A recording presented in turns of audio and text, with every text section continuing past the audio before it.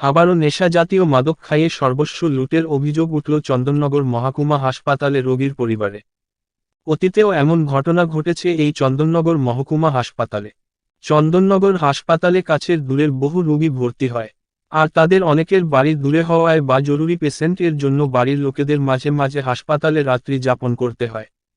অসহায়তার সুযোগ নিয়ে গতকাল রাতে বাইরের কিছু অসাধু লোক তাদের মাদক খাইয়ে সর্বস্ব লুট করে বলে অভিযোগ রোগীর আত্মীয়দের। এই ঘটনা বারংবার হচ্ছে, মাঝে মাঝে ধরাও পড়ছে, কিন্তু আবার যে কে সেই বিষয়টি নিয়ে চন্দননগর থানার পুলিশ তদন্ত নেমেছে। এই ঘটনা সম্পর্কে হাসপাতাল সুপার ডাক্তার সন্তু ঘোষ জানান, এ ব্যাপারে তদন্ত করা হবে। আক্রান্তদের নাম সেলিম, আক্তার আলী, কিশোর। তাদের সকলের বাড়িরই হুগলি জেলার বিভিন্ন প্রান্তে। এসে শুনলাম যে এরকম কিছু খাইয়েছিল নাকি, দিয়ে ফোন টাকা পয়সা সব কেড়ে নিয়েছে, দিয়ে অজ্ঞান হয়ে গেছে। কি জানি কোত্থেকে জানি না। আমি এই সকালে এসে শুনলাম, আমাদেরও পেশেন্ট আছে বাড়িতে, এই এখানে ভর্তি আছে ডেলিভারি। এরকম হচ্ছে কি বলবেন? হ্যাঁ, এরকম হচ্ছে চিন্তায় কি বলবেন? সব বলা কওয়া করছে শুনলাম। না কি বলবেন? কি বলবো, একটা তো এটা এখানে তো একটা কিছু ব্যবস্থা করতে হবে। হ্যাঁ, এখানে যে বাড়ির সব এত পেশেন্ট রয়েছে, বাড়ির লোকেরা এখানে থাকছে রয়েছে, হ্যাঁ, দিয়ে এখানে একটা কোনো কিছু একটা গার্ড করতে হবে, তো কোনো পুলিশের পাহারা কি একটা কিছু তো ব্যবস্থা করতে হবে। যদি বাড়ি রুগী নিয়ে এসে যদি আমরা এখানে বসে বসে যদি সব কিছু চুরি হয়ে যায়, সব কিছু হয়ে যায়, অসুবিধা হয়, তাহলে আমরা এখানে কী করে থাকবো? তাহলে সরকার তাহলে আছে যে এখানে কিছু একটা ব্যবস্থা করতে হবে। তো এবার টাকা পয়সা যা ছিল নিয়েছে, কত পড়েছিল না ছিল সেটা জানি না, তার টাকা পয়সা মোটামুটি একজন বললো 4,000 টাকা ছিল, আর একজন বললো 3,000 টাকা ছিল। ওই আমরা হরিপাল থেকে এসেছি। না না, সব হরিপাল না, আমরা হরিপাল থেকে এসেছি। আর এবার নানান জায়গা থেকে এসেছি।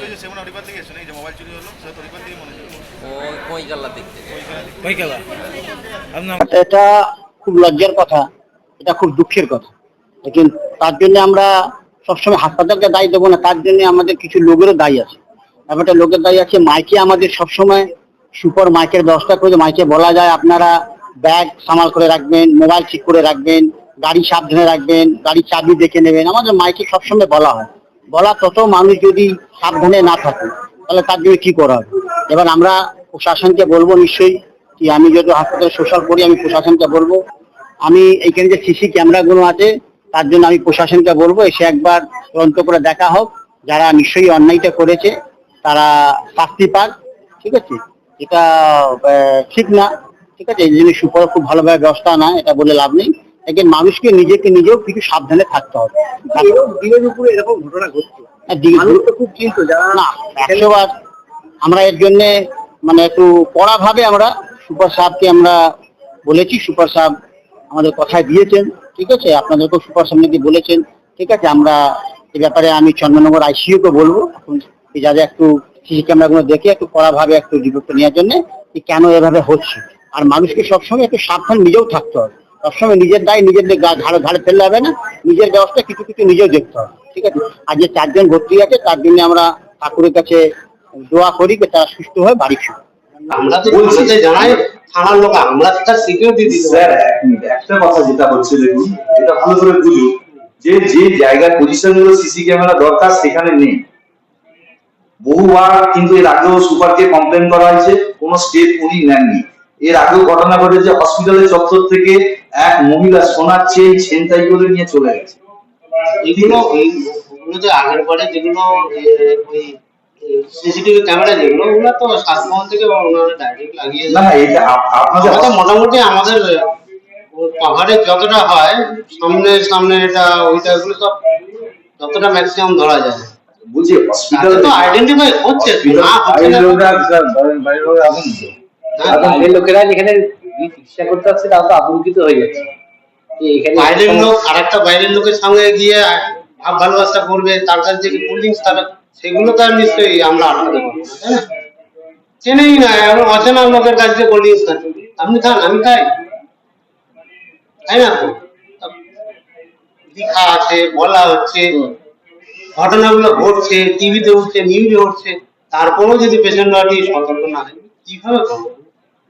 2-3 দিন পরে একটা লোকের সঙ্গে 2-3 দিন পরে তারপরে মানে তার সঙ্গে 2-3 দিন ওটা বেশি হচ্ছে, তার মানে একটা পরিচিত হয়ে যায়, তারপরে কাজটা হচ্ছে। এটা গতবারের ঘটনা। এবার কি কোনো স্টেপ নেবেন যে সিএমএইচ কে জানানো? কারণ হচ্ছে এখানে সিসি ক্যামেরার যে অভাবটা রয়েছে, সিসি ক্যামেরা সাফিসিয়েন্ট যেটা থাকার কথা সেই সিসি ক্যামেরা নেই হাসপাতালে। সাফিসিয়েন্ট না, এটা ওটা অনেকগুলো ক্যামেরা আছে, নতুন বিল্ডিং এর সিসি ক্যামেরা নেই ওখানে, নতুন যে বিল্ডিং আছে সেখানে ওদিকটা তো নাইটে তো ওদিকটা আমাদের নেই অ্যাক্সেস হয়, মানে হয় না, কোনো ইউজ হয় না। সেটা তো লাগাতে হবে। লাগাতে হবে, এখন ওই দিকটার জন্য লাগানোর জন্য পারমিশন বা এগুলো অতগুলো আমাদের 36টা দেখুন সিসি ম্যাক্সিমাম লাগানো আছে। সিসি ক্যামেরা স্যার না থাকলে না অনেক রকম ঘটনা ঘটছে। আপনি কতগুলো সিসিটিভি দিতে পারেন? এই ব্যাপারে দেখুন ব্যাপারটা কি, প্রত্যেক বাড়ি তার ছবি আইডেন্টিফাই হচ্ছে, ধরাও পড়ছে, ধরা পড়ছে না তাও না, বলা হচ্ছে পেশেন্ট পার্টিকে আপনি এরপরে আপনি কি বলবেন? আর মানে পেশেন্ট পার্টি যদি সতর্ক না হয়, আপনি যদি সতর্ক না হয়, যতই আপনি ইয়ে করবেন কিছুতেই কিছু হবে। হ্যাঁ, পুলিশ যদি 3টে শিফটে যদি রাখে, অথবা যদি কিছু মানে সিভিলও যদি কিছু থাকে, এখানে আমাদের থাকার মানে বসার জায়গা আমরা দিতে পারবো, আশা করি কোনো অসুবিধা হবে না। এমার্জেন্সি ওখানে অনেক জায়গায় আছে, মানে বসতে আমরা তো পারবো, হয়তো তাদের হয়তো ব্যবস্থা করতে পারবো, কিন্তু বসার জন্য জায়গা দিতে পারবো। আমি এর আগে আইসির সঙ্গে কথা বলেছিলাম, দিনের বেলা ওরা